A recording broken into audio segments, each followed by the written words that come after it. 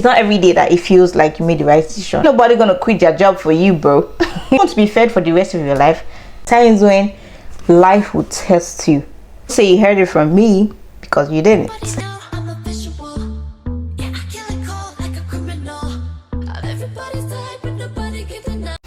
Hi guys, welcome back to the channel. If you are seeing me for the first time, my name is Lauretta Oshomoh. If you are a subscriber, thank you so much for coming back to watch my videos. I really do appreciate it. And today we will be kicking off spilling the tea with Lauretta. What they don't tell you before moving out, the pros and the cons.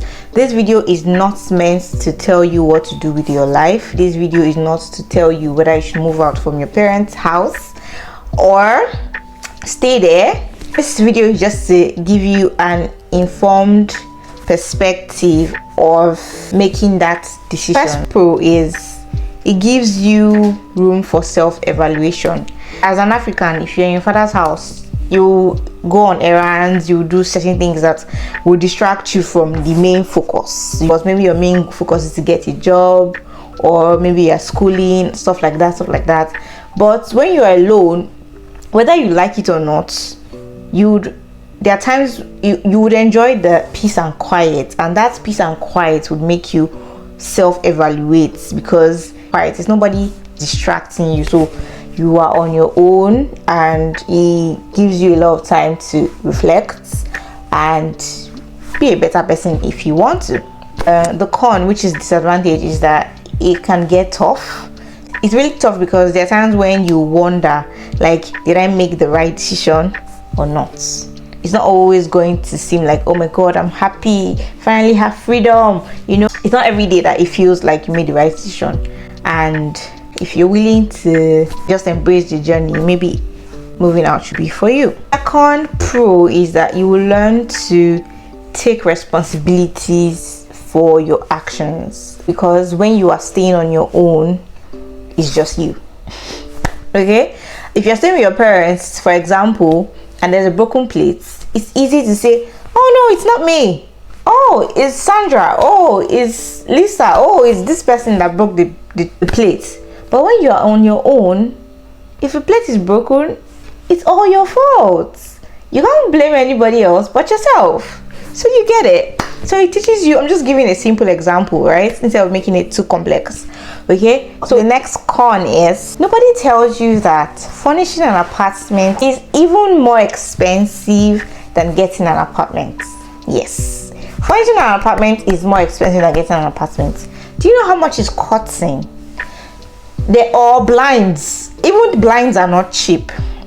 Are you going for curtain? Is it utensils? Is it mattress? Is it frame? Name it. What do you want to buy that is cheap?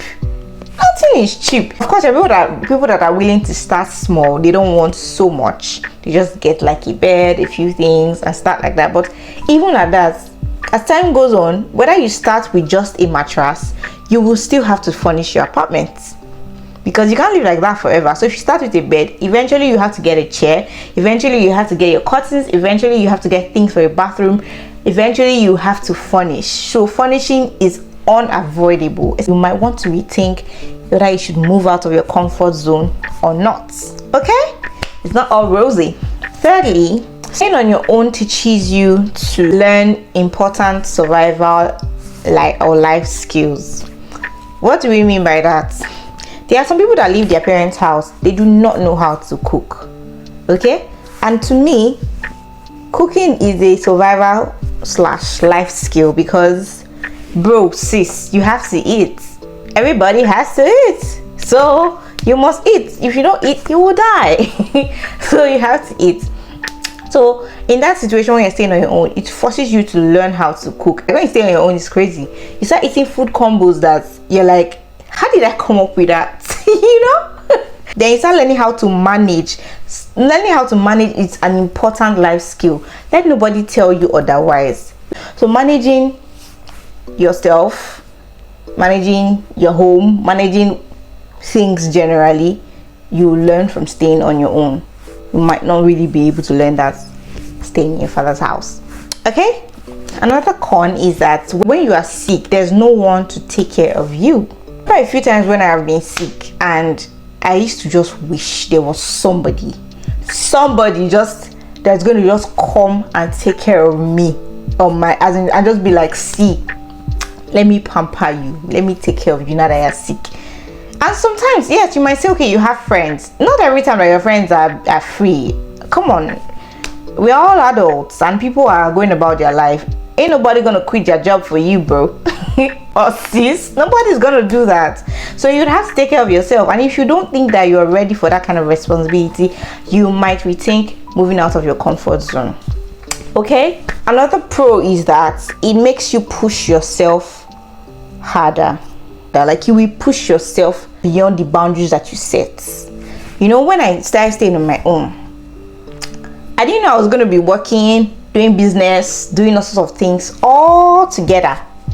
When I'm thinking about it, I'm like, wow, I actually did that because I had to survive.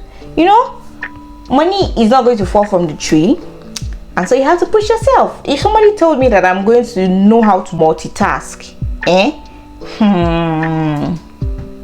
I would tell them that they are lying, because multitasking is not always productive, but sometimes it is necessary. You understand? I think that's what staying alone taught me. So if you think that like this thing is not for you, you might have to rethink it. If you think that you're not ready to push yourself, because it's not every time that you don't have money that you'll be calling your dad or your mom, even if they are ready to always give you money. It's not every time that you call them and be like, I don't have money and all of that. They're going to tell you, why did you leave the house? Come back home now. We're not suffering at home. Come home, let's feed you. And do you want to be fed for the rest of your life? I'm guessing no. Okay, last but not the least, next con is that you will lose money. I cannot overemphasize this, but bro, sis, you will lose money, plenty money. Or is it that you want to, or your first time staying on your own, staying abroad is even worse. All your money will just finish. But whether you're relocating to come and stay on your own, or you're living in the same city with your parents, whatever, you will lose money. Rent is money, furnishing is money, okay? And that's going to also test your saving skills. You would have to learn how to save. You will learn how to prioritize your expenses. So I didn't write this down, but I guess that's a bonus point. When you stay on your own, yes, you will lose money, okay? But it would also teach you how to prioritize certain expenses. There's sometimes when your friends are like, oh, let's hang out, and you check your account balance, and your account balance is not balancing. What do you do at that point? You withdraw, right? Okay? And if you are not ready to lose so much money, or you're not prepared for the financial parts of staying on your own, you could choose to stay in your parents' house. I don't think there's anything wrong with that. I don't think anybody should fault anybody for that. Of course, staying in your parents' house for too long is a problem. I think it is. Maybe it's not to you. If it's not to you, let me know. Also, if you're watching me and you can relate to this, I would really like to hear your experience. What do you think? Do you think people should move out of their parents' house at a certain age? Do you think that there are more cons than pros with staying in your parents' house? Or do you think that there are more pros than cons with staying on your own or moving out of your parents' house, kind of? So let me know in the comment section. Okay, last but not the least, it helps you discover yourself better. Why do we say that? Because I feel like when you're staying with a lot of people, there's a background sound every time in your head, because there's always a distraction. If daddy is not calling you, mommy is calling you. If mommy is not calling you, your brother is calling you. If your brother is not calling you, your sister is calling you. All of these things just are very distracting, and you can be paying attention to everybody around you but yourself, and you won't even realize it. Okay, staying alone would make you discover. It would force you to discover yourself. If you didn't know the things that you liked, you start knowing the things that you liked. If you knew the things you liked already, you now know more things that you liked. It's like you bond with yourself, because you just got yourself when you're staying on your own. That is just it. All right, so discovering yourself is like a must when you move from your comfort zone. Okay, that sounds like something you would like to discover. Maybe you should move out, maybe you shouldn't, not sure. Don't say you heard it from me, because you didn't. Okay, the con is that staying on your own makes you prone to more vices. Okay, for example, you're the kind of person that likes alcohol, okay, and maybe in your parents' house they restrict alcohol. It kind of puts a limit or a restriction on how much alcohol you're going to be consuming, because only when you're out that you're going to drink, but not still be as often as when you're staying on your own. When you're staying on your own, nobody's watching you, nobody knows what you're doing or what you're not doing. And so if you want to be drinking when you wake up in the morning, when you wake up in the afternoon, you can. If you want to be smoking 24 hours a day, especially if you work remotely, you can.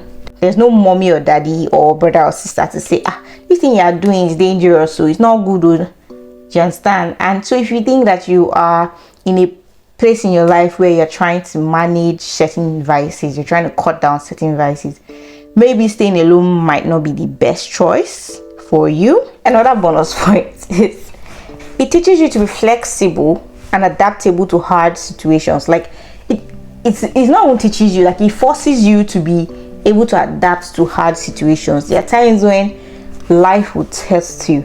You will be soul tested. You will soul tested. That time you will know that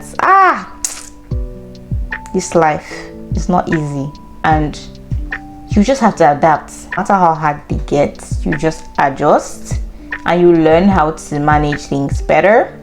The last bonus con is that, this is sad though, but if you're the kind that has dealt with anxiety and depression in the past, it might not be the best to stay on your own. Sometimes it's okay to still stay with family until you are sure that you have a hang of it, because when you are staying on your own, anxiety and depression can get worse. But sometimes for some people, they'll tell you that even staying in their parents' house is worse. Anxiety and depression is worse for them than staying on their own. So you just have to know what works for you. But I just feel that when you're staying on your own, anxiety and depression can be worse because there are no distractions anywhere. So you're just constantly thinking of the things that make you anxious and things that make you depressed. So it's not helping. Staying on your own is something that would teach you a lot of life skills, life survival skills. So I really believe that it's important that people stay on their own at least a year before they get married, just to learn some basic things, because you can't finish learning. Before I go, I need to chip this in. Remember that the limits you set are those you set for yourself. There is nothing impossible for you to do. If you're looking forward to moving out of your parents' house and you are looking for a miracle to happen, something to happen, before you can take that step, well, I wish you the best. And if you think that it's not for you right now, I also wish you the best. Okay, I believe that you can achieve whatever you decide to achieve, whether you decide to stay in your comfort zone or leave. It works differently for different people. For me, I have to leave my comfort zone to push myself. Not everybody has to. So whatever works for you, just do. But I would like to hear your views. I'd like to know what you think about this stuff like this. So looking forward to reading your comments. Thank you. I hope this episode has been enlightening, because that's the point, for it to be fun and for it to be enlightening. And I hope that you look forward to the next episode. And see you. God bless. Have fun. Bye.